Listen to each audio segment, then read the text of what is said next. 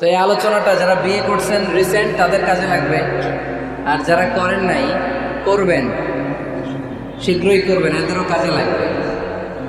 আর যারা মুরব্বী অনেক অভিজ্ঞতা ওনাদেরও কাজে লাগবে, ওনারা এটা শুনে নাতি নাত করতে শোনাতে পারবে, ঠিক কিনা? তাহলে কারোরই লস নাই। আলোচনার বিষয় সুখী দম্পতি। বিষয় কি? কথা বলে না। দম্পতি বোঝেন? বুঝেন? স্বামীয়া স্ত্রী বানায় যেজন মিস্ত্রি, সে বড় আজব কারিগর ও মনরে সে বড় কঠিন কারিগর, ঠিক কিনা? পৃথিবীর প্রথম দম্পতি হচ্ছে সাইয়েদনা আদম আলাইহিস সালাম আর হাওয়া আলাইহিস সালাম। পৃথিবীর প্রথম স্বামী আদম আলাইহিস সালাম, প্রথম স্ত্রী হাওয়া আলাইহিস সালাম। ওয়া কুলনা ইয়া আদম উসকুন আনতা ওয়া যাওজুকাল জান্নাহ। আল্লাহ বললেন, আদম তুমি আর তোমার জোড়া বা তোমার স্ত্রী দুজনে মিলে জান্নাতে থাকো। তাহলে ওনারা ছিলেন স্বামী আর স্ত্রী, ঠিক কিনা? তাহলে এই দাম্পত্য সম্পর্কটা এটা জান্নাতি সম্পর্ক। কি সম্পর্ক? উত্তর দিতে হবে। দৌলতপুরের ভাইয়েরা রাগ করছেন আমার সাথে? শীত লাগতেছে? উত্তর দেওয়া যাবে আওয়াজ করে?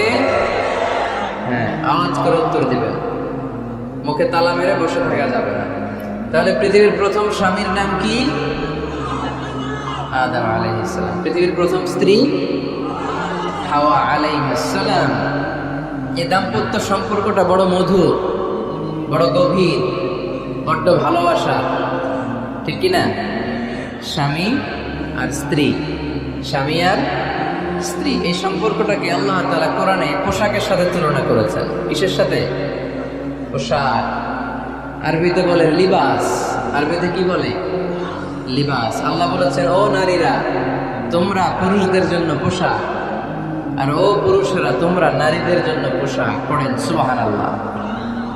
পোশাকের বেসিকলি তিনটা কাজ। কয়টা? কেউ কথা কয় না, আরো জোরে বলেন কয়টা? তো এখন আওয়াজ আসলো থেকে, আওয়াজ করে উত্তর দিবেন, চিল্লায় বলেন পোশাকের কাজ কয়টা? এভাবে শেষ পর্যন্ত খোঁচায় যেন সাউন্ড বের করা না লাগে, সব প্রণোদিতভাবে উত্তর করবেন, ক্লাসের মতো হোক। তিনটা কাজ। এক নম্বর কাজ হচ্ছে পোশাক ইজ্জতের আবরু, লজ্জাস্থান ঢেকে রাখে, ঠিক কিনা? আমাদের লজ্জাস্থান ঢেকে রেখেছে আমাদের পোশাক।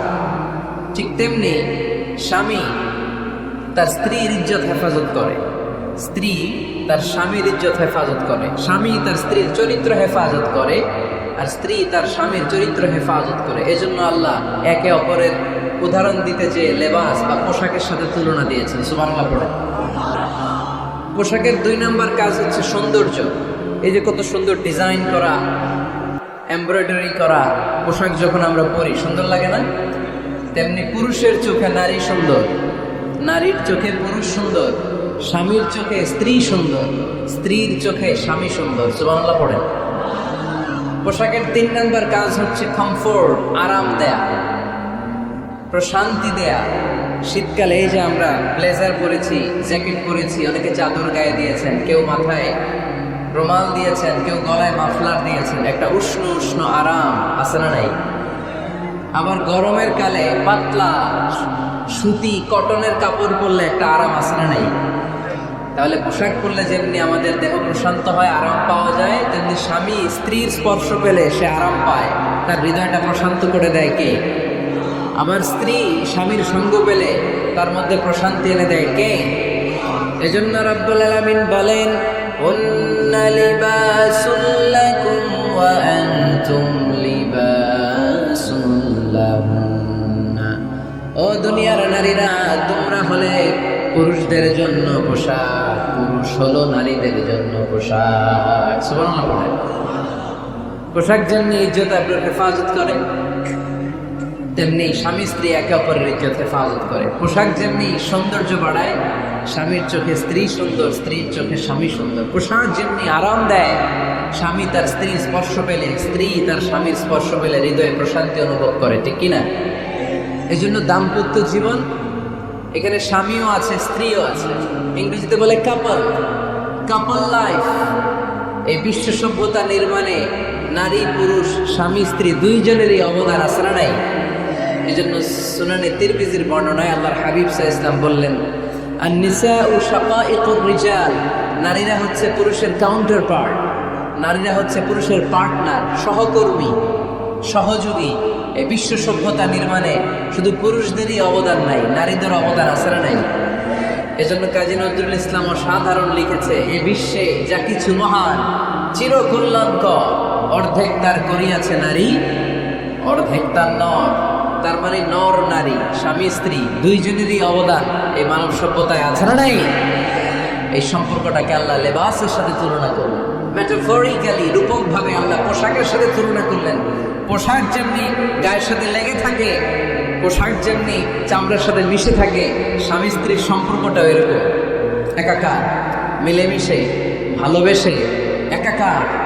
স্বামী স্ত্রীর রিলেশনশিপ সম্পর্কটা অনেকটা হাত আর চোখের মতো। হাত ব্যথা পেলে চোখ দিয়ে পানি ঝরে, আবার চোখ দিয়ে পানি ঝরলে হাত সেই পানি মুছে দেয়, ঠিক কিনা? তাহলে সম্পর্কটা কেমন যেন হাত আর চোখের মতো। হাত কেটে গেলে পানি পরে কোন দিক দিয়ে? চোখ দিয়ে পানি ঝরে, আবার চোখ দিয়ে পানি ঝরলে চোখের পানি মশার জন্য হাতের দরকার আছে না নাই? তাহলে একেবারে মিলেমিশে একাকার সুখী দাম্পত্য জীবন, স্বামী স্ত্রী এই জান্নাতি সম্পর্কটাকে কিভাবে উপভোগ করবে, কিভাবে একে অপরের সাথে ডিলিংস করবে, আচরণ করবে, এ ব্যাপারে কোরআন এবং সুন্নাহয় আমাদের জন্য গাইডলাইন দেয়া আছে না নাই? আমরা গাইডলাইন নেব কোরআন থেকে। কোত্থেকে? কোরআন থেকে আর সুন্নাহ থেকে। কারণ এই কোরআন আর সুন্নাহ আমাদেরকে সঠিক জীবন দর্শন শিখায়, কিভাবে পৃথিবীতে চললে পৃথিবীতেও সুখ, আবার আখেরাতেও সুখ, এর সব দিক নির্দেশনা কোরআনে আছে না নাই? তাহলে এই যে স্বামী স্ত্রীর দাম্পত্য জীবন, এক্ষেত্রে প্রত্যেককে আল্লাহ তাআলা কিছু দায়িত্ব দিয়েছে। আজকে দায়িত্বগুলোর ব্যাপারে আমরা শুনি। স্ব স্থানে থেকে প্রত্যেকেই, স্বামী যদি স্বামীর দায়িত্ব পালন করে, স্ত্রী যদি স্ত্রীর দায়িত্বটুকু পালন করে, তাহলে দাম্পত্য জীবনটাকে জান্নাতি দাম্পত্য সুখ দিয়ে ভরে দিবে কে? আল্লাহ। আমাদের প্রত্যেকের দাম্পত্য জীবন সুখী হোক, সমৃদ্ধ হোক, আমরা চাই কি চাই না? অনেকে বলে হুজুর সুখ নাই, সুখ নাই, ঘরের ভিতরে গেলেই জাহান্নাম, কথা শোনে না আমার। আবার স্ত্রীরা বলে হুজুর দোয়া করবেন, পরকিয়া করে, খালি এসএমএস পাঠায়, আমারে ভালো লাগে না এখন অন্যদিকে ঘুরে, এরকম আছে না নেই? দুই দিক থেকে অভিযোগ। বন্ধের জন্য কোনো প্যান্ডেল ট্যান্ডেল আছে নাকি আজকে? হ্যাঁ, তো আমরা প্রথমে স্বামীর দায়িত্ব শুনবো। দাম্পত্য জীবনে স্বামীকে আল্লাহ তাআলা কি দায়িত্ব দিয়েছে, তারপর স্ত্রীকে আল্লাহ তাআলা কি দায়িত্ব দিয়েছে, এবং দুইজনের আবার কালেকটিভ সম্মিলিত কিছু দায়িত্ব আছে, এগুলো আমরা শুনবো। শুনতে রাজি আছেন তো? কষ্ট হচ্ছে আপনাদের? আচ্ছা, তো প্রথমে আমরা সম্মিলিত দায়িত্বের কথা শুনবো। সম্মিলিতভাবে আল্লাহ স্বামী স্ত্রী দুইজনকেই কিছু দায়িত্ব দিয়েছে, যে এই দায়িত্বটা দুইজনের উপরই বর্তায়। এরপরে শুনবো স্বামীকে আল্লাহ কিছু দায়িত্ব দিয়েছে, এটা শুনবো। এরপরে স্ত্রীকে কিছু দায়িত্ব দিয়েছে। আল্লাহর কসম, এই দায়িত্বগুলো যদি স্বামী স্ত্রী সম্মিলিতভাবে পালন করে, এক একটা ঘরকে আল্লাহ জান্নাতি পরিবার বানায় দেবে, সুখী সমৃদ্ধ জান্নাতি দম্পতি বানায় দেবে। এরকম দাম্পত্য জীবন, সুখময় দাম্পত্য জীবন আমাদের হোক। আমরা চাই কি চাই না? চাই। তাহলে আমরা প্রথমে আলাদা আলাদা দায়িত্ব শোনার আগে সম্মিলিত বা কালেকটিভ রেসপন্সিবিলিটি কি আছে, এই সম্মিলিত দায়িত্বগুলো শুনবো। স্বামী স্ত্রীর দুইজনের কাঁধেই বর্তায় এরকম প্রথম দায়িত্ব হচ্ছে স্যাক্রিফাইস। দাম্পত্য জীবনের আসল খেলাটা হচ্ছে স্যাক্রিফাইসের খেলা। কিসের খেলা? স্যাক্রিফাইস। এটা লাগবে। আমার বোনেরা, অথবা যুবতী বোনেরা, অথবা রিসেন্টলি বিয়ে হয়েছে এরকম বোনেরা, আজকে তো এক ভাই এসে দোয়া চাইল, হুজুর 3 দিন আগে বিয়ে হয়েছে আমার, একটু দোয়া করে দেন। তারপর যুবক ছেলেরা, তোমরা যারা বিয়ে করনি, করবা, খেয়াল করে শোনো, এগুলো কাজে লাগবে। স্যাক্রিফাইসটা খুব জরুরি। স্যাক্রিফাইস ইজ দ্য কি of a successful happy couple life. একটা সুখী দাম্পত্য জীবনের আসল চাবি হচ্ছে স্যাক্রিফাইস। আওয়াজ করে বলতে হবে, চাবিটার নাম কি? স্যাক্রিফাইস করতে হবে, একটু মানিয়ে নেয়া, একে অপরকে বোঝা, একটু ভালোবাসা, একটু মানিয়ে চলা, এটার নাম হচ্ছে স্যাক্রিফাইস।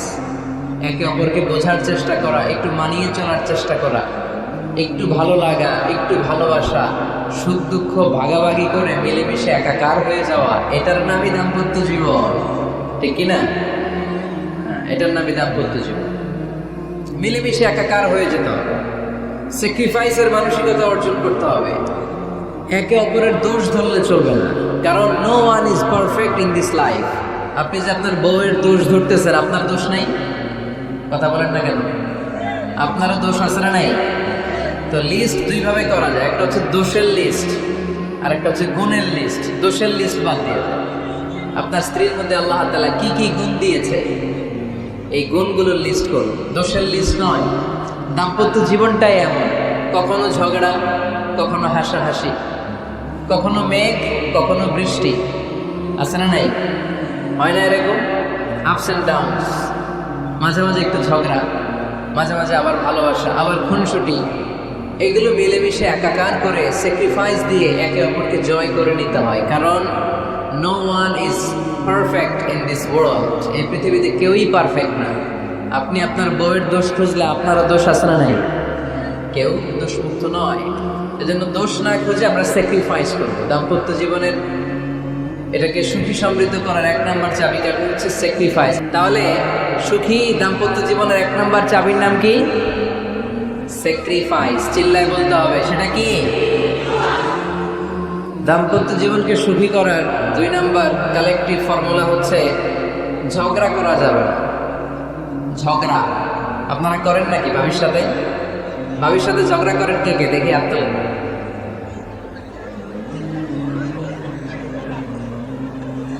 এইদিকে সব আল্লাহর ওলি, এরা ঝগড়া টগড়া করে না। আপনি করেন?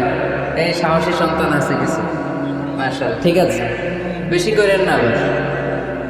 হ্যাঁ ঠিক আছে, ঠিক আছে, তোমরাও করো, হচ্ছে আপনারাও করেন, ওকে। না, ঝগড়া করা যাবে না। একজন ঝগড়া শুরু করলে আরেকজন চুপ থাকতে হবে। দুইজনই ঝগড়া করলে, দুইজন রেগে গেলে ঝামেলা আছে না নাই? স্বামী রেগে গেলে স্ত্রী চুপ, স্ত্রী কখনো রেগে গেলে স্বামী চুপ, দুইজনই রেগে গেলে তৃতীয় বিশ্বযুদ্ধ, ঠিক কিনা? এই জন্য ঝগড়া করতে দেয়া যাবে না। কারণ এই ঝগড়া, সামান্য ঝগড়া থেকে এই ঝগড়া বাড়তে বাড়তে এটা বিচ্ছেদের দিকে গড়ায়, ডিভোর্স হয়ে যায়। এরকম কত কেস যে আমার কাছে আসে, কত কেস যে আমার কাছে আসে যে হুজুর ছোট্ট ঝগড়া থেকে আমাদের মধ্যে ঝগড়া বাড়তে বাড়তে ইগো প্রবলেমের কারণে বিচ্ছেদে গড়ায়। আর এই ঝগড়া একটু শুরু হলে ইবলিশ শয়তানের কাজ হচ্ছে পালে বাতাস দেয়। কি দেয়? পালে বাতাস পেলে এটা দাউ দাউ করে উঁচু হয়ে ওঠে। আগুনের মধ্যে যেমনি কেরোসিন ঢাললে দাউ দাউ করে জ্বলে, সামান্য ঝগড়ার ছোটা পেলে ইবলিশ শয়তান খালি দাউ দাউ করে এই ঝগড়ার আগুনকে জ্বালিয়ে দেয়, ঠিক কিনা? এই জন্য ঝগড়া করবেন না, মেহরবানি করে ঝগড়া শুরু করবেন না। যে কোনো মূল্যে এই ঝগড়াকে থামায় রাখতে হবে। তো ফ্যামিলিতে ঝগড়া অনেক সময় হয়ে যায়, কিন্তু একজন ঝগড়া করলে আরেকজন চুপ থাকতে হবে। ঝগড়া নিয়ে একটা মজার গল্প আছে, শুনবেন? ঝগড়া নিয়ে যে গল্পটা, সেটা হচ্ছে এক স্বামী ওয়াজ শুনে বাড়িতে গেছে রাত 11টায়।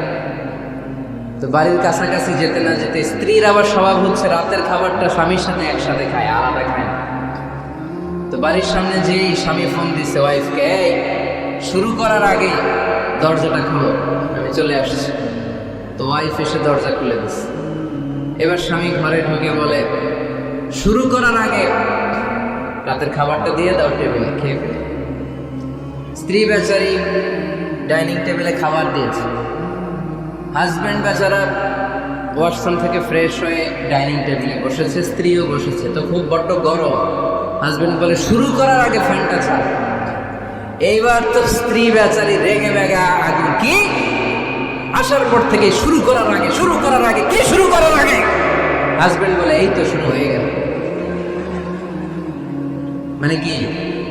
ঝগড়া। মানে কি? ঝগড়া। প্রিয় ভাইয়েরা, ঝগড়া করবেন না। স্বামী রেগে গেলে স্ত্রী চুপ থাকবেন, স্ত্রী রেগে গেলে স্বামী চুপ থাকবেন। কারণ সেই মুসলিমে এসেছে, ইন্না ইবলিসা ইয়াদাউ আরশাহু আলাল মা। ইবলিস শয়তান তার সিংহাসন গেড়েছে সাগরের উপর। কোথায়? ইবলিসের সিংহাসন কোথায়? সাগরের উপর। সুম্মা ইয়াবআসু সারায়াহু, সে প্রতিদিন সকালবেলা তার সাঙ্গপাঙ্গরে গোটা পৃথিবীতে পাঠায়, যা পৃথিবীতে ফাসাদ সৃষ্টি কর, ফাসাদ সৃষ্টি কর। ইবলিস যখন সাঙ্গপাঙ্গদেরকে গোটা পৃথিবীতে ছড়িয়ে দেয়, সারাদিন ধোঁকা দেওয়ার পরে, ওয়াসওয়াসা দেওয়ার পরে, রাত্রিবেলা ইবলিসের কাছে ফিরে আসে, এসে বলে, ও ইবলিস, আমি আজকে আল্লাহর বান্দাদেরকে দিয়ে মিথ্যা কথা বলিয়েছি। ইবলিস বলে, এটা তো কোনো ব্যাপারই না, এগুলোই তো তোদের কাজ। আরেক শয়তান বলে, আমি ওজনে কম দিয়েছি একজনের মাধ্যমে বাজারে। ইবলিস বলে, এটাও তেমন বড় কোনো কাজ নয়। আরেকজন বলে, আমি সুদের ডিলিংস করিয়েছি। ইবলিস বলে, এটাও কোনো কাজ নয়। আরেক শয়তান বলে, আমি মদের আড্ডাখানায় নিয়ে মসজিদে যেতে নিয়েছিল, সেখান থেকে সরিয়ে মদের আড্ডাখানায় আল্লাহর বান্দাদেরকে নিয়েছি। ইবলিস বলে, এইটাও তেমন বড় কোনো কাজ নয়। আরেক শয়তান এসে বলে, মা তারাকতুহু হাত্তা ফাররাকতু বাইনাহু ওয়া বাইনা ইমরাআতিহি, আমি এক আল্লাহর বান্দার সাথে বান্দির ঝগড়া লাগিয়ে ঝগড়া করাতে করাতে তালাক পর্যন্ত নিয়ে গিয়েছি। মা তারাকতুহু হাত্তা ফাররাকতু বাইনাহু ওয়া বাইনা ইমরাআতিহি, আমি এক ইমানদার পরিবারকে ধ্বংসের শেষ প্রান্তে নিয়ে গিয়েছি। সামান্য ঝগড়ার পরে আমি ওয়াসওয়াসা দিতে দিতে ঝগড়া বাড়াতে বাড়াতে তালাক পর্যন্ত নিয়েছি। ইবলিস বলে, শাবাশ, তুই তো কাজের মতো কাজ করেছিস, আমার কাছে আয়, আমার কাঁধে ওঠ। ইবলিস তখন ওই শয়তানকে কাঁধে নিয়ে নাচতে শুরু করে। নাউজুবিল্লাহ পড়বেন না? এই জন্য ইমানদারদের সংসার ভেঙে খান খান হোক, এটা হলে ইবলিস খুশি, আর ইমানদারের পরিবার টিকে থাকলে আমার আল্লাহ খুশি। আমরা কার খুশি চাই? এজন্য শয়তানরে খুশি হতে দেওয়া যাবে না। ইমানদারদের পরিবারগুলো ঝগড়ার মাধ্যমে ভেঙে যায়, সব সময় শয়তানের মিশন এটা। আর ইমানদারদের পরিবারগুলো টিকে থাক, এটা আমার আল্লাহ সব সময় চায়। সুবহানাল্লাহ পড়েন। এজন্য দৌলতপুরের ভাইরা ঝগড়া করবেন না। ঝগড়া কিন্তু নবী রাসূলদের পরিবারেও ছিল, আল্লাহ রাসূল সাল্লাল্লাহু আলাইহি ওয়াসাল্লামের পরিবারেও ঝগড়া ছিল। এটা স্বাভাবিক, দাম্পত্য জীবনের খুব সিম্পল ইস্যু। একজন রাগ করলে আরেকজন থেমে যাবে। পারবেন? কি হলো, পারবেন না? আল্লাহর হাবিব সাল্লাল্লাহু আলাইহি ওয়াসাল্লামের সাথে আম্মা জান আয়েশার ঝগড়া হতো। মজার একটা হাদিস শুনে, সহিহ বুখারীর হাদিস, মুসনাদ আহমদ ইবনে হাম্বলও এসেছে এই হাদিসটা। আম্মা জান আয়েশার সাথে ঝগড়ার পর আম্মা জান আয়েশাও রাগ, আল্লাহ রাসূল সাল্লাল্লাহু আলাইহি ওয়াসাল্লামও রাগ। এখন রাগ মিটানোর দরকার আছে না নাই? আল্লাহ রাসূল সাল্লাল্লাহু আলাইহি ওয়াসাল্লাম বললেন, আয়েশা চলো মিটমাট করে ফেলি। সুবহানাল্লাহ কইবেন না? চলো মিটমাট করি। তো কারে ডাকবো মিটমাটের জন্য? ওমর রে ডাকি। আম্মা জান আয়েশা বলে, না, ওমর খলিফ, ওমর খুব মেজাজ, আমার ডর লাগে। তোমার আব্বারে ডাকি। আব্বারে ডাকি। আব্বারে ডাকে। খুশি হয়ে গেছেন আম্মা জান আয়েশা। আবু বকর রাদিয়াল্লাহু চলে আসলেন, দাঁড়ালেন। এবার বিষ্ণু সাল্লাল্লাহু আলাইহি ওয়াসাল্লাম বললেন, তাতাকাল্লিমিন আও আতাকাল্লাম, কি ঘটছে আমাদের মাঝে, তুমি বলবা না আমি বলবো? আম্মা জান আয়েশা বললেন, তাতাকাল্লামু আনতা ওয়ালা তাকুল ইল্লা হাক্কান, আপনিই বলেন, তবে সত্য ছাড়া মিথ্যা বলবেন না। আবু বকর রাদিয়াল্লাহু তাআলা শুনে রেগে গেলেন, কি এ কেমন কথা তোমার? নবীকে উদ্দেশ্য করে তুমি বলছো সত্য ছাড়া মিথ্যা বলবেন না, নবী কখনো মিথ্যা বলবে নাকি? রেগে মেয়ের গায়ে মেরেছে এক চর খেয়ে আম্মা জান আয়েশা উল্টে পড়ে গেলেন। সাইয়েদনা আবু বকর রাদিয়াল্লাহু তাআলা রেগে গড়গড় করতে লাগলেন, আবার মারার জন্য উদ্যত হলেন। আম্মা জান আয়েশা রাদিয়াল্লাহু তাআলা বাঁচার জন্য এবার বিষ্ণুর পিছনে যে আশ্রয় নিলেন। সুবহানাল্লাহ পড়বেন না? বিশ্বনবী সাইয়েদনা আবু বকরের সামনে দুই হাত মেলে ভেবে দাঁড়িয়ে গেলেন। আল্লাহর হাবিব যখন আম্মা জান আয়েশাকে বাঁচানোর জন্য দুই হাত উঁচু করে দাঁড়িয়ে গেলেন, সাইয়েদনা আবু বকর থেমে গেলেন। সাইয়েদনা আবু বকর এই পরিস্থিতি দেখে ঘর থেকে বের হয়ে ঘরের বাইরে দাঁড়ালেন। এবার আল্লাহ রাসূল সাল্লাল্লাহু আলাইহি ওয়াসাল্লাম আম্মা জান আয়েশাকে তুললেন, বললেন, ইয়া আয়েশা কাইফা রাআইতিনি আনকাসতুকি মিনার রাজুল, দেখলে নাকি কেমন করে আমি তোমার বাবার হাত থেকে তোমারে বাঁচালাম? আজকে আমি যদি সামনে দাঁড়িয়ে না বাঁচাতাম, তোমার বাবা তোমারে একেবারে মেরেই ফেলতো। সুবহানাল্লাহ পড়ে। দেখছো আয়েশা, আমি বাঁচাইলাম তোমারে, আমার সাথে ঝগড়া করো, আমি বাঁচাইলাম। এই কথা শুনে আম্মা জান আয়েশা রাদিয়াল্লাহু তাআলা লজ্জায় পড়ে হেসে দিলেন। সুবহানাল্লাহ পড়বেন না? এত আস্তে সুবহানাল্লাহ। লজ্জায় হেসে দিলেন। বিষ্ণু সাল্লাল্লাহু আলাইহি ওয়াসাল্লাম হেসে দিলেন। দুইজনের হাসাহাসি শুনে বাইরে থেকে আবু বকর রাদিয়াল্লাহু তাআলা হাসির আওয়াজ শুনে অবাক, কি রে এতক্ষণ যুদ্ধ, এখন আবার হাসি কেন? হাসে দেখার জন্য সাইয়েদনা আবু বকর রাদিয়াল্লাহু তাআলা ঘরের ভেতরে ঢুকলেন। ঢুকে নবীকে দেখেন আম্মা জান আয়েশাও হাসে, বিশ্বনবীও হাসে, সাইয়েদনা আবু বকর হেসে দিলেন, আরশের উপর থেকে খুশি হয়ে গেলেন কে? এবার সাইয়েদনা আবু বকর বলেন, ইয়া রাসূলুল্লাহ, ইয়া হাবিবাল্লাহ, আশরিকানি ফি সিলমিকুমা কামা আশরাকতুমানি ফি হারবিকুমা। নবী গো, আপনাদের দুইজনের মধ্যে যুদ্ধ লাগলে যেমনি মিটমাট করার জন্য আপনি আমারে ডাকেন, আপনাদের এই আনন্দ ঘন মুহূর্তগুলোতে শরীক হওয়ার জন্য মাঝে মাঝে আমারে ডাইকে। সুবহানাল্লাহ পড়ে। আপনাদের মধ্যে যুদ্ধ লাগলে সন্ধি করার জন্য যেমনি আমারে ডাকেন, আপনারা যখন আনন্দ ঘন পরিবেশের খুনসুটি করেন, হাসাহাসিতে মেতে ওঠেন, তখন একটু আমারে ডাইকেন। সুবহানাল্লাহ পড়বেন না? দেখেন, আল্লাহ রাসূল সাল্লাল্লাহু আলাইহি ওয়াসাল্লাম পৃথিবীর সবচাইতে শ্রেষ্ঠতম মানুষ। ওনাদের পরিবারেও ঝগড়া হতো, কিন্তু এই ঝগড়া কোনোদিন তালাক পর্যন্ত গিয়েছে? কথা বলেন না কেন? আল্লাহর হাবিব সাল্লাল্লাহু আলাইহি ওয়াসাল্লাম তার কোন স্ত্রীকে তালাক দিয়েছেন? প্রায় আম্মা জান আয়েশার সাথে রাগারাগি হতো। আল্লাহর হাবিব সাল্লাল্লাহু আলাইহি ওয়াসাল্লাম বলতেন, আয়েশা, কখন তুমি রেগে থাকো সেটাও আমি জানি, কখন তুমি আমার উপর খুশি থাকো সেটাও আমি জানি। ইয়া আয়েশা, ইন্নী লা আ'লামু ইযা কুনতি আন্নী রাদিয়া ওয়া ইযা কুনতি আলাইয়া গাদবা। আয়েশা, কখন রেগে থাকো তাও বুঝি, কখন খুশি থাকো তাও বুঝি। আম্মা জান আয়েশা বললেন, ইয়া রাসূলুল্লাহ, কেমনে বোঝেন? বিষ্ণু বললেন, তোমার দোয়ার বাক্যগুলো শোনো বুঝি। যখন তুমি আমার উপর খুশি থাকো তখন দোয়ার সময় তুমি এভাবে বলো, রব্বি মুহাম্মদ, ও মুহাম্মাদের রব, আপনি আমাদের সব গুনাহ মাফ করে দেন। আর যখন তুমি আমার উপর রেগে থাকো তখন তুমি মুনাজাতের সময় বলো, ও রব্বি ইব্রাহিম, ইব্রাহিমের রব, আপনি আমাদেরকে ক্ষমা করে দেন। তার মানে যখন তুমি রেগে থাকো তখন দোয়ার সময় আমার নামটা মুখে নিতে চাও না। সুবহানাল্লাহ পড়ে। তখন তুমি দোয়ার সময় অন্য নবীর নাম নাও। আম্মা জান আয়েশা বললেন, ইয়া রাসূলুল্লাহ, মা আহাজু ইল্লা ইসমাক, আমি তো শুধু নামটাই সরাই, আমার মুখ থেকে কেবল আপনার নামটাই সরায় রাখি, আমার হৃদয় থেকে কখনো আপনারে সরাতে পারি না। আমার হৃদয়ে জুড়ে আপনি, মা আহাজু ইল্লা ইসমাক। নবী হে, আমি শুধু দোয়ার সময় রাগের মাথায় আপনার নামটা বাদ দিই, হৃদয় থেকে তো আপনারে বাদ দিতে পারি না। সুবহানাল্লাহ বলবেন না? তার মানে নবীদের ফ্যামিলি তো ঝগড়া এগুলো হতো, কিন্তু এটা তালাক পর্যন্ত গড়াতো না, ঠিক কিনা? তাহলে এখন থেকে আমাদের এই স্লোগান নিতে হবে যে ঝগড়া করলেও আমরা ডিভোর্সের দিকে যাব না। পারা যাবে? আর একজন রেগে গেলে আরেকজনকে চুপ থাকতে হবে। ভাবি রেগে গেলে আপনি চুপ, পারবেন? পারবেন না? ইনশাআল্লাহ। এই যারা বিয়ে করে না এরা ইনশাআল্লাহ, আর বাকিরা চুপচাপ। আওয়াজ করে পড়েন না ইনশাআল্লাহ। তাহলে প্রথমে স্যাক্রিফাইস, তারপর ঝগড়া করা যাবে না। 3 নাম্বার, দাম্পত্য জীবনের কোনো গোপন কথা অন্যের কাছে শেয়ার করা যাবে না। হাদিসে এসেছে, এটাকে বলা হয়েছে আ'যামুল আমানা, এটা সবচেয়ে বড় আমানত। যারা দাম্পত্য জীবনের একান্ত বিষয় কারোর সাথে শেয়ার করে তারা সবচেয়ে বড় কবিরা গুনাহ করে। আশরাফুন নাস বলেছেন বিশ্বনবী এদেরকে, সবচেয়ে নিকৃষ্ট মানুষ ইয়াউমাল কিয়ামতি মানজিলাতান, আল্লাহর কাছে কিয়ামতের দিন সবচেয়ে নিকৃষ্ট হয়ে দাঁড়াবে ওই দম্পতি, ওই নারী কিংবা ওই পুরুষ, তুফদি ইলা যাওজিহি ওয়া ইউফদি ইলা যাওজিহা সুম্মা ইউনশিরু সিররাহা।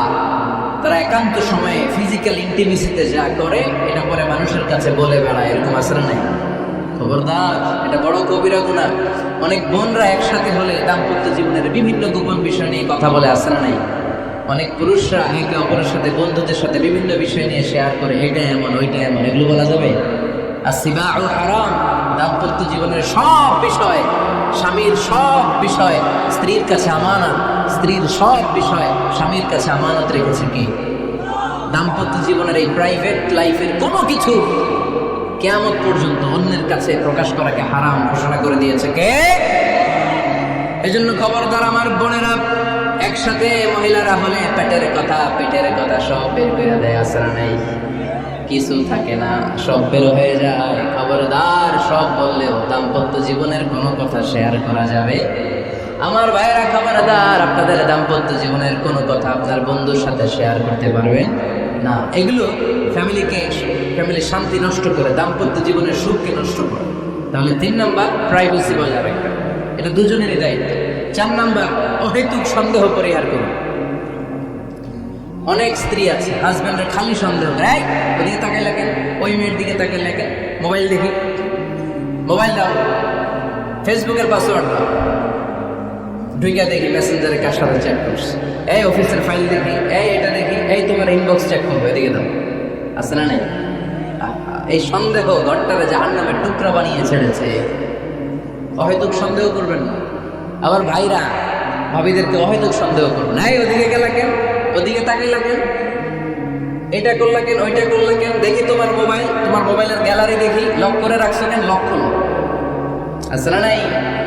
অহেতুক সন্দেহ ফ্যামিলিটারে জাহান্নামের টুকরা বানিয়ে দেয়। হ্যাঁ, ভ্যালিড কোনো অপরাধ যদি স্বামী করে ফেলে, ভ্যালিড কোনো অপরাধ যদি স্ত্রী করে ফেলে, পরকীয়ার কোনো বিষয় যদি প্রমাণিত হয়, বসেন, কনসাল্ট করেন, একে অপরের সাথে কথা বলেন, জিজ্ঞেস করেন। কিন্তু অহেতুক, আমি অনেক ফ্যামিলি এরকম দেখেছি, আমার কিছু বন্ধুকেও আমি দেখেছি যে এদের অবস্থা খুব খারাপ, খালি সন্দেহ করে। আছে না নাই? সন্দেহের রোগটা বড় রোগ, এই রোগ থেকে বেরিয়ে আসতে হবে। অহেতুক সন্দেহ করা যাবে না। 5 নাম্বার, হাজব্যান্ড ওয়াইফের দায়িত্ব হচ্ছে একে অপরের সহযোগী হতে হবে, সহকর্মী। আল্লাহর জান্নাত পাওয়ার ক্ষেত্রে একে অপরের সহযোগী। আপনি একা জান্নাতে যাবেন, ভাবি জাহান্নামে, এটা আপনি চান? জি না, আওয়াজ নাই আপনার গলায়। আপনি এটা চান? ভাবি একা জান্নাতে যাবে, আপনি যাবেন না, এটা ভাবি চায়? চায় না। তাহলে গেলে একসাথেই যান না, একসাথেই যান, একসাথেই যাবেন, আলাদা না। এজন্য আল্লাহর আনুগত্যে, আল্লাহর ইবাদতে, দাম্পত্য জীবনে একে অপরের সহযোগী হতে হবে। স্বামী ভুল করলে স্ত্রী সুন্দর করে শুধরে দিবে, স্ত্রী ভুল করলে স্বামী শুধরে দিবে। ফজরের সময় স্ত্রী হাজবেন্ডকে ডেকে দিবে, উঠতে না চাইলে ঠান্ডা পানির ছিটা দিবে। কারণ জান্নাতে একা যাওয়া যাবে না, গেলে দুইজনই যাবে। কথা কয় না? দুইজনই জান্নাতে যাওয়ার দরকার আছে না নাই? যত বেশি আপনারা আল্লাহর আনুগত্যে আগাতে পারবেন, তত আপনাদের মহব্বত বাড়াই দিবে কে? এই যে হাজব্যান্ড ওয়াইফের ভালোবাসাটাকে বলে লাভ পিরামিড। কি pyramid? Love pyramid, like triangle, ত্রিভুজ আকৃতি। হাজব্যান্ড ওয়াইফের ভালোবাসাটা ত্রিভুজ আকৃতি। The closer the couple comes to Allah, the closer they comes to each other. Husband wife যত বেশি আল্লাহর কাছে যাবে, তারা নিজেরাও নিজেদের তত কাছে যাবে। হাজব্যান্ড ওয়াইফ আল্লাহর সম্পর্ক থেকে যত দূরে সরে যাবে, তারা নিজেরাও নিজেদের থেকে তত দূরে সরে যাবে। ঠিক কিনা? ত্রিভুজ চিনেন আপনারা? হ্যাঁ, এই জিওয় কয়েকজন জিওয়, আপনারা ত্রিভুজ চিনেন না? চিনি, জিওয়। ঠিক আছে, ত্রিভুজের কয় কোণা? হ্যাঁ, 3 কোণা। এই যে এরকম লাভ পিরামিড, 3 কোণা। এই উপরের কোণায় আল্লাহর অবস্থান, আর এই কোণায় স্বামী, এই কোণায় স্ত্রী। তো তারা আল্লাহর দিকে যত যাবে, নিজেরাও তত কাছে যাবে। আর তারা আল্লাহর সম্পর্ক থেকে যত দূরে চলে যাবে, নিজেদের মধ্যে দূরত্ব বাড়তে থাকবে। ঠিক কিনা? পিরামিডটা বুঝতে পারছেন? ত্রিভুজ আকৃতির সম্পর্কটা লাভ পিরামিড এরকম, 3 কোণা। উপরের কোণায় থাকে আল্লাহ, এদিকে স্বামী, এদিকে স্ত্রী। তারা যদি আল্লাহর কাছে উভয়ে যেতে চায়, উভয়ে কাছাকাছি আসতেছে না? কথা বলেন না কেন? আর আল্লাহর আনুগত্য ইবাদত থেকে দুইজন যদি দূরে সরে যায়, তাহলে দুজনের দূরত্ব বাড়িয়ে দেয় কে? এজন্য স্বামী হবে স্ত্রীর সহযোগী, সহকর্মী। নামাজের সময় একে অপরকে ডেকে দিবেন, মোবাইলে অ্যালার্ম দিয়ে রাখবেন। স্বামী স্ত্রীরে ডাকেন, স্ত্রী স্বামীরে ডাকেন। স্বামী স্ত্রীকে কোরআন তেলাওয়াত শোনাবেন, স্ত্রী স্বামীর কোরআন তেলাওয়াত শোনাবেন। ফ্যামিলিটারে জান্নাতি ফ্যামিলি বানায় দিবে কে? তাই 5টার দায়িত্ব, কালেকটিভ রেসপন্সিবিলিটি। স্বামীর উপরও বর্তায়, স্ত্রীর উপরও বর্তায়। এগুলো মেনে চললে দাম্পত্য জীবন সুখকর করে দিবে কে? মনোযোগ আছে? কষ্ট হচ্ছে?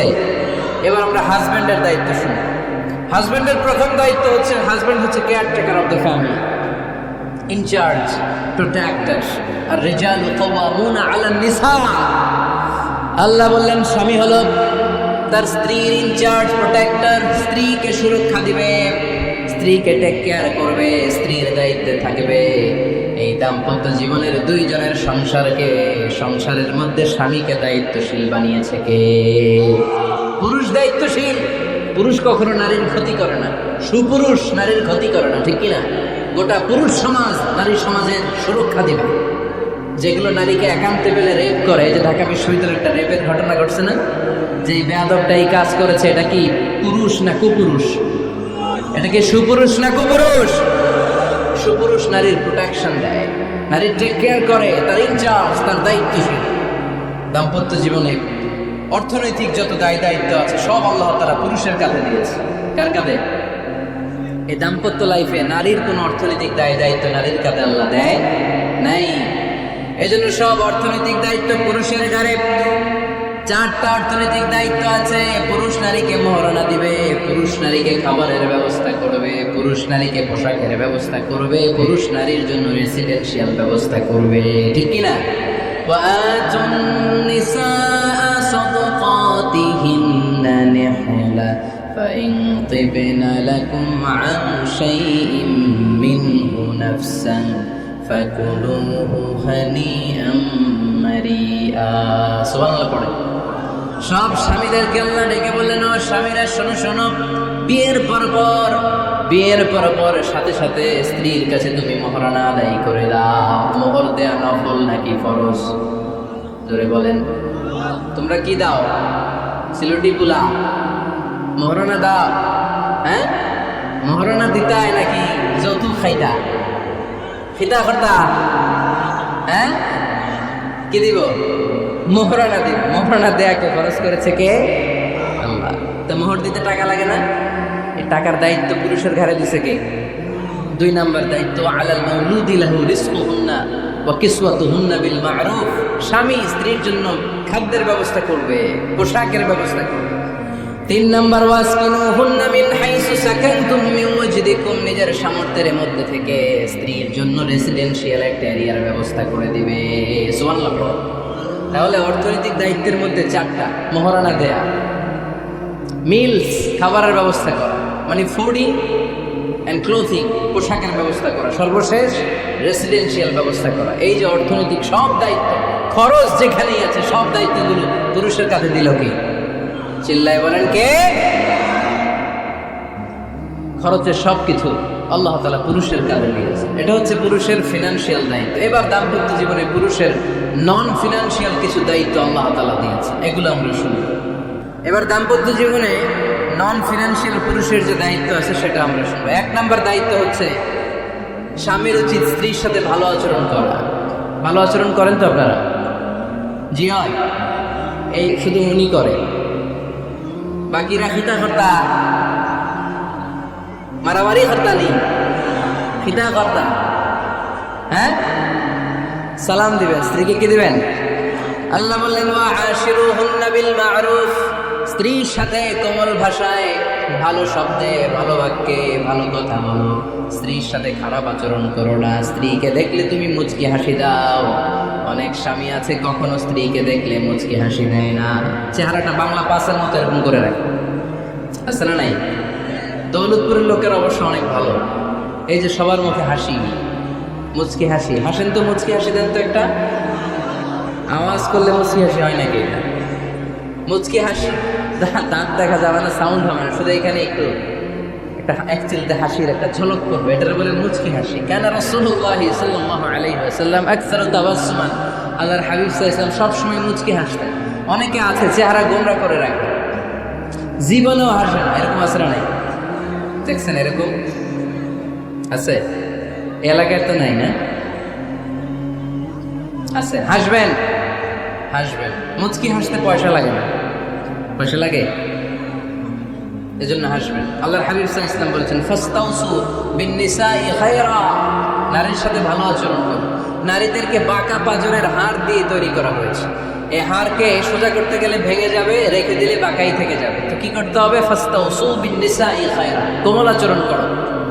আবার আল্লাহর হাবিব সাল্লাল্লাহু আলাইহি ওয়াসাল্লাম বললেন, রিফকাম বিল কাওয়ারিদ। নারীদেরকে কাচের তৈজসপত্র, বাসনের সাথে, গ্লাসের সাথে আল্লাহর হাবিব সাল্লাল্লাহু আলাইহি ওয়াসাল্লাম তুলনা করলেন। কাচের তৈজসপত্র, কাচের গ্লাস, কাচের প্লেট যেমনি আস্তে তুলতে হয়, আস্তে রাখতে হয়, নারীদের সাথে এরকম কোমল আচরণ করার আদেশ দিয়েছে কে? কাচের গ্লাস, তৈজসপত্র, জগ কিভাবে রাখেন আপনারা? খুব জোরে এরকম থাপাস করে নাকি? উঠানোর সময় ধাপাস করে উঠান, খুব স্মুথলি এটা ধরতে হয়, স্মুথলি এটা রাখতে হয়।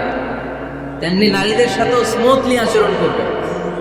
নারীদেরকে যত আপনি কোমল মোলায়েম ভাষায় কথা বলতে পারবেন, তারা তত আপনার কথা শুনবে। যত সুন্দর সুন্দর কথা নারীকে, স্ত্রীকে বলবেন, তুমি আমার সব, তুমি আমার কৈতরী, তুমি আমার টুনটুনি, তুমি আমার ময়না পাখি, তুমি আমার সোনা পাখি, ওই যে কয় কলিজা। তার মানে প্র্যাকটিস চলে বাসায়। আর কি ডাকেন ভাবিরে, কি ডাকেন বলেন? জান।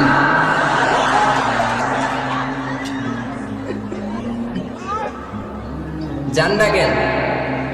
আর ভাবি কি ডাকে আপনাদেরকে? বাবু।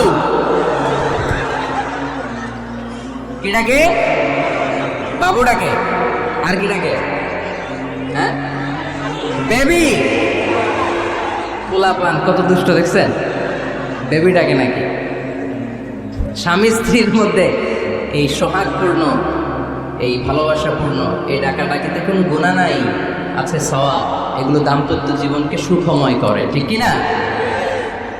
তাহলে স্ত্রীদের সাথে কোমল আচরণ করতে হবে, 1 নাম্বার দায়িত্ব। 2 নাম্বার দায়িত্ব, স্ত্রীর সেক্সুয়াল ডিজায়ারকে ফুলফিল করতে হবে। সেন্সিটিভ, যেগুলো ব্যাখ্যা করে বোঝানো কঠিন। আপনারা বুঝবেন যারা ম্যাচিউরড, মোর দেন 18 ইয়ার্স, যারা 18+ যাদের বয়স, সেক্সুয়াল ডিজায়ার ফুলফিল করা হাদিসে এসেছে, এটা স্বামীর দায়িত্ব। ফিজিক্যাল ইন্টিমেসির সময় নিজের ডিজায়ার ফুলফিল হলেই কুইট না করা, সময় দেয়া, এটা আবশ্যক। এই বিষয়েও প্রত্যেক স্বামীর খেয়াল রাখা দরকার। সংক্ষেপে শেষ করে দিলাম। 3 নাম্বার, স্ত্রীর ব্যক্তিগত বৈধ কাজে স্বাধীনতা দিতে হবে স্বামীর। অনেক স্বামী এই ছোট্ট বিষয় নিয়ে মারামারি লাগায় ফেলে ঘরে। স্ত্রীর ব্যক্তিগত বৈধ যে চয়েস, এটাতে আপনি স্বাধীনতা দিবেন। স্ত্রীর মনে চায় রান্না বান্না শিখতে, আপনি বললেন তুমি কম্পিউটার শিখো, কিলাকিলি আছে না নাই? স্ত্রীর মনে চায় কাঁথা সেলাই শিখতে, নকশি কাঁথা, আপনি বললেন না তুমি ল্যাঙ্গুয়েজ শিখো, ঝামেলা আছে না নাই?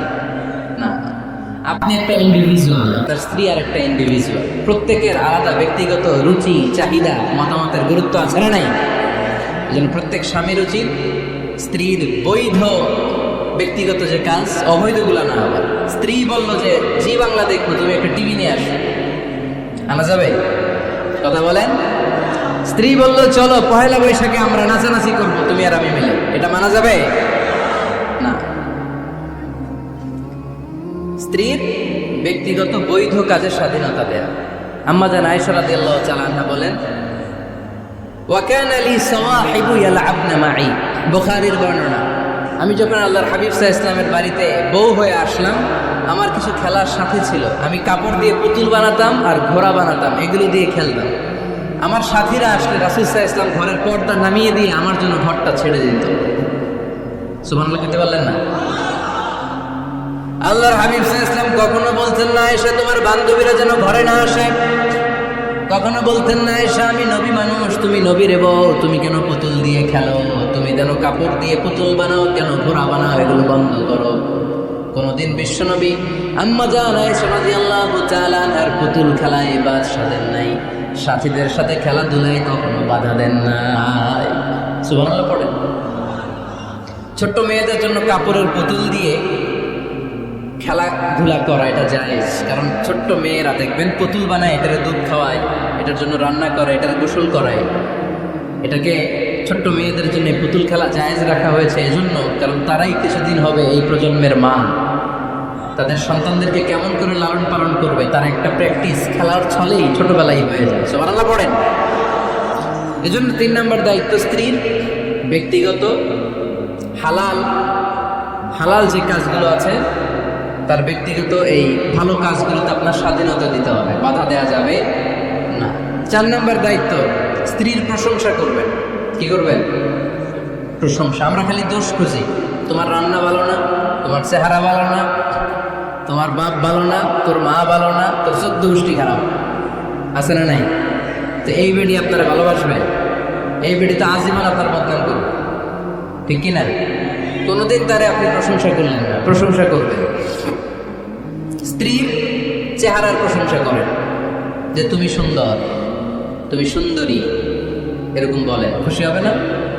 হ্যাঁ, তুমি সুন্দর তাই চেয়ে থাকি, সে কি মোর অপরাধ? কোনো অপরাধ নেই, ইচ্ছা মতো গাইতে থাকেন স্ত্রীর শানে গান, সব আছে না নাই? তবে শুধু স্ত্রীকে শোনানো যাবে, ভাবিরে শোনানো যাবে, শালীরে শোনানো যাবে, পাশের বাড়ির কাউরে সরানো যাবে? দেখেন ইসলাম কত চেক অ্যান্ড ব্যালেন্স। স্ত্রীকে আপনি গান শোনান, কোনো গুনাহ নাই, আছে শুধু সওয়াব। তাহলে 4 নম্বর পয়েন্ট হচ্ছে অ্যাপ্রিসিয়েশন।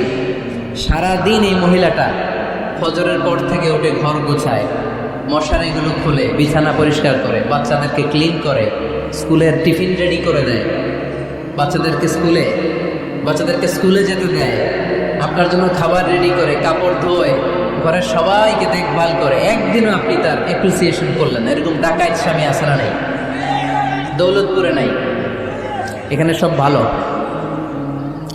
অ্যাপ্রিসিয়েট করবেন। আমরা ভুলে যাই, একটা থ্যাঙ্কস দিতে ভুলে যাই, একটা জাযাকিল্লাহ, আল্লাহ তোমাকে জাযা দেখ, এটাও বলি না।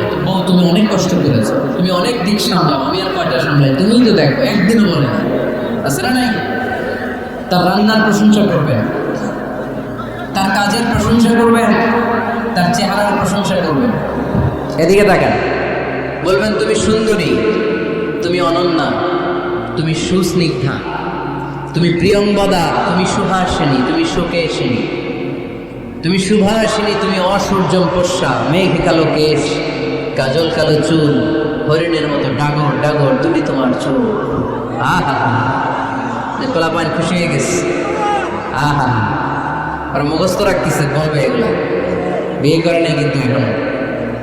তো জায়গা মতো বলবা, গার্লফ্রেন্ডকে বলো না। আবার কাকে বলবা? স্ত্রীকে। কাকে? স্ত্রীকে।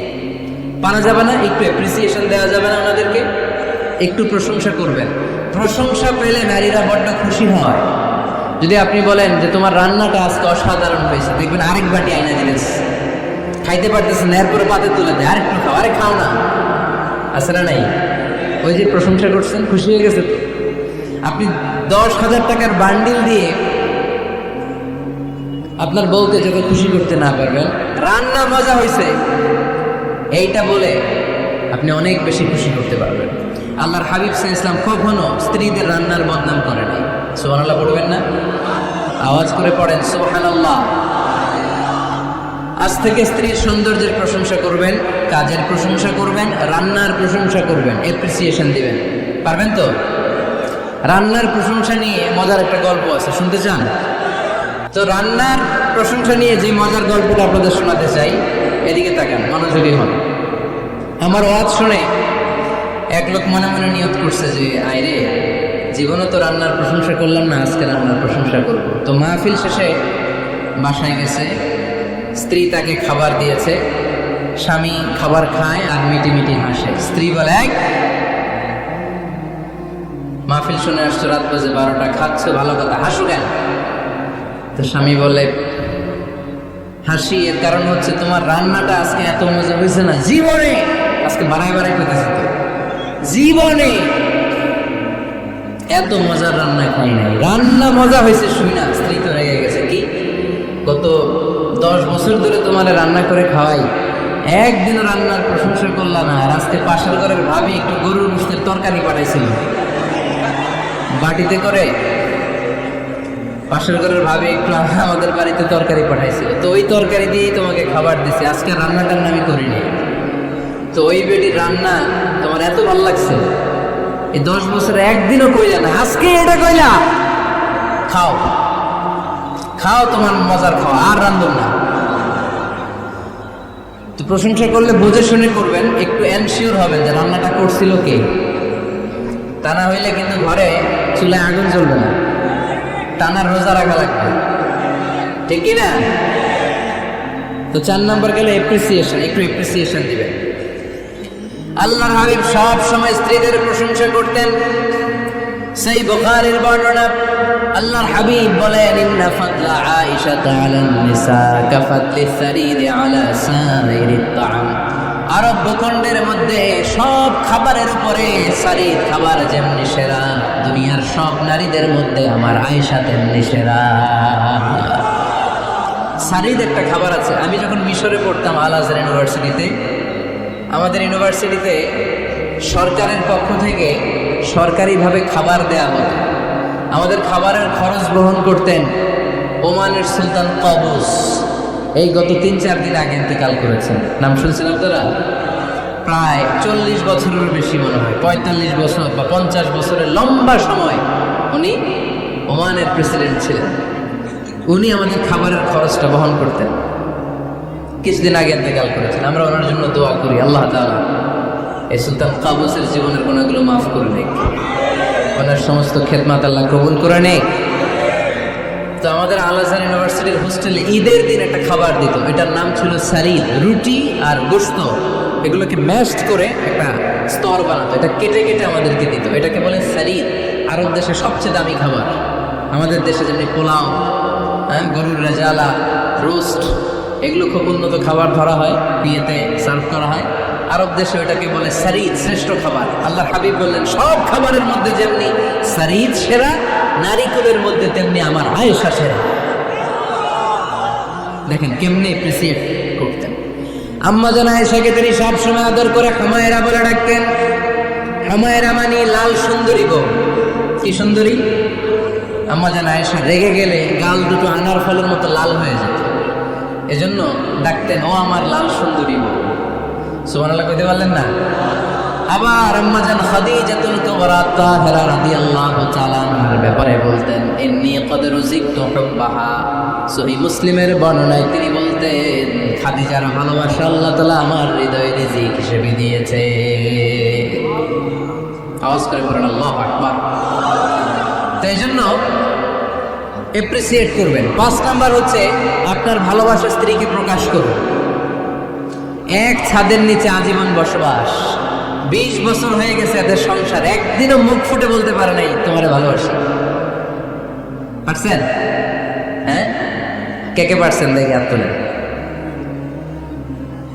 হাত অর্ধেক তুলে আবার নামায়, বেজাল আছে, ঠিক কিনা?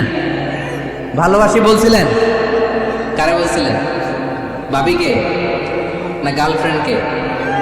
হ্যাঁ, স্ত্রীকে বলবেন, নিজের স্ত্রীকে বলবেন আই লাভ ইউ। কি বলবেন? কথা বুঝে না বোধ হয়। কি বলবেন? সবাই বলেন কি বলবেন? মুরব্বী একজনও কয় না, কয় এতদিন কইছি না, অহনো কম না। বলবেন, ভালোবাসা প্রকাশ করবেন। স্ত্রীরা এটা খুব চায়, স্বামীর পক্ষ থেকে এই খুনসুটিগুলো খুব পছন্দ করে। আপনি আজকে যে বলেন দেখবেন ফ্যামিলির সুখ বাড়তে শুরু করছে।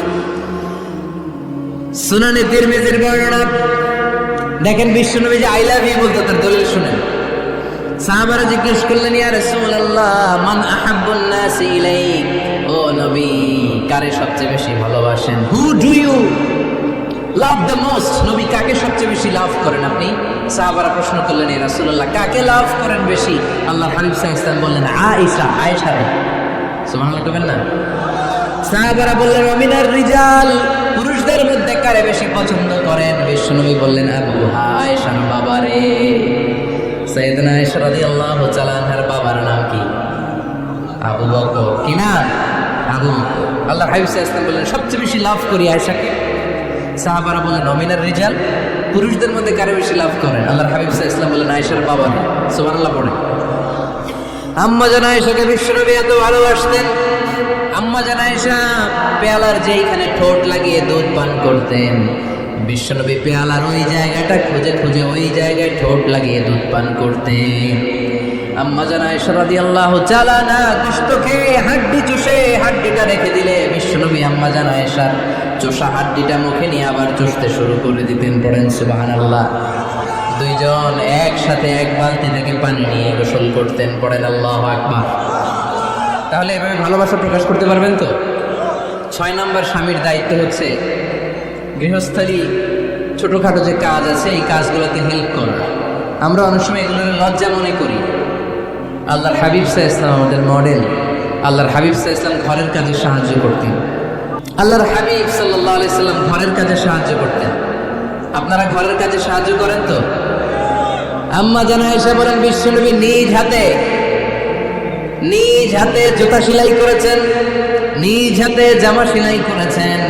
মুসনাদে আহমদ ইবনে হাম্বলের বর্ণনা, আল্লাহর রাসূল সাল্লাল্লাহু আলাইহি ওয়াসাল্লাম দুধ খেতে মন চাইলে নিজ হাতে ছাগলের দুধ দহন করেছেন। সুবহানাল্লাহ।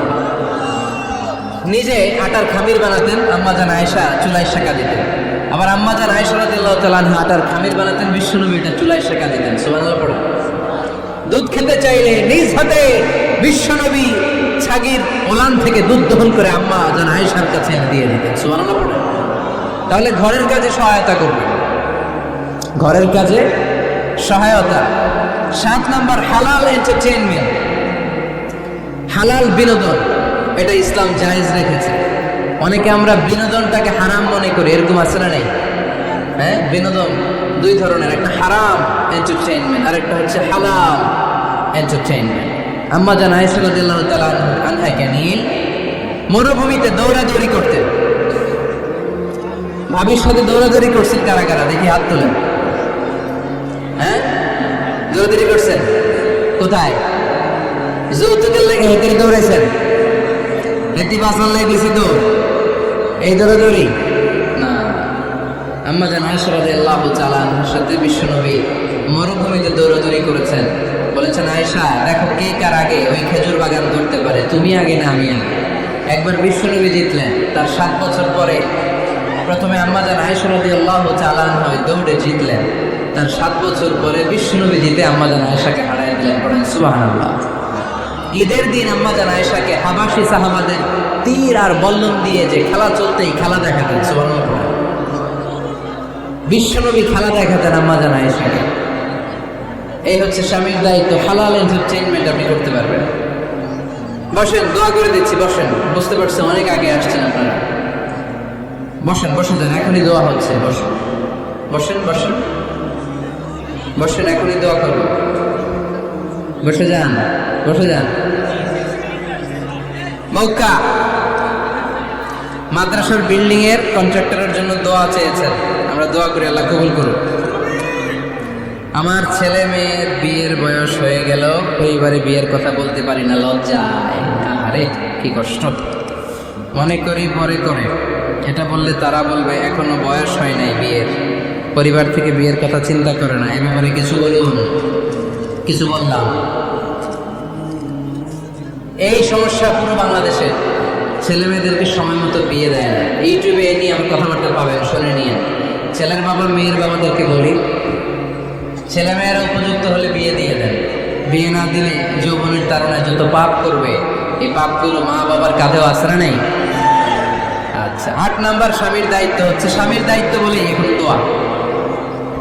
স্ত্রীর মতামতের গুরুত্ব দিবেন। অনেক স্বামী আছে বাজার করতে গেলে নিজের যেটা মন চায় ওইটাই কিনে, আশ্রা নাই। নিজে গরু খাবে, খাসি খাবে, খেলে ওইটাই কিনে। আপনার বউ হয়তো পছন্দ করে আচার, পছন্দ করে জলপাই, আমরা এগুলো আনে না, আশ্রা নাই। খোঁজ খবর নিবে।